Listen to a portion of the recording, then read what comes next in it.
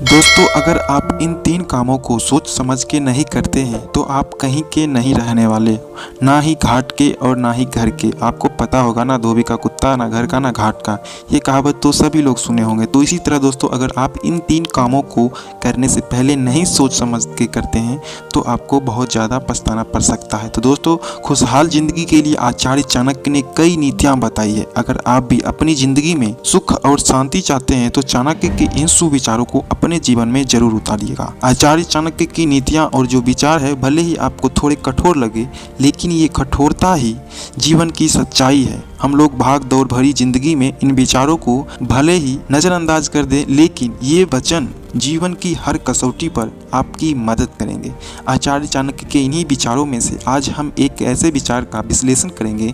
आज का ये विचार सोच समझकर कदम, कसम और कलम उठाना चाहिए, इस पर आधारित है। कदम, कसम और कलम हमेशा सोच समझकर ही उठाना चाहिए, आचार्य चाणक्य बोलते हैं। आचार्य चाणक्य के इस कथन का अर्थ है कि 3 चीजों को उठाते वक्त हमेशा सोचना और समझना चाहिए। ये 3 चीजें कदम, कसम और कलम है। इन तीनों को अगर एक बार भी उठा लिया और आगे बढ़ गए तो पीछे लौटना बहुत मुश्किल है। आचार्य चाणक्य अपनी इन लाइनों में जीवन के कड़वे सच का जिक्र कर रहे हैं। ये तीनों ही चीजें भले ही अलग अलग हो, लेकिन इनके द्वारा बिना सोचे समझे उठाया गया एक कदम भी जीवन पर पछताने के लिए काफी है। जिस तरह से बढ़े हुए कदम को आगे नहीं लिया जा सकता, ठीक उसी प्रकार कलम से जो एक बार किसी पेपर, अखबार में लिख दिया जाता है तो उसे मिटाना भी संभव नहीं है। ऐसे ही कसम भी है। किसी को भी कसम देना और उसे निभाने में जमीन आसमान का अंतर है। कई बार जिंदगी में हम लोग ऐसे मोड़ पर होते हैं कि क्या करना है और क्या नहीं करना है, कुछ भी समझ में नहीं आता। उदाहरण के तौर पर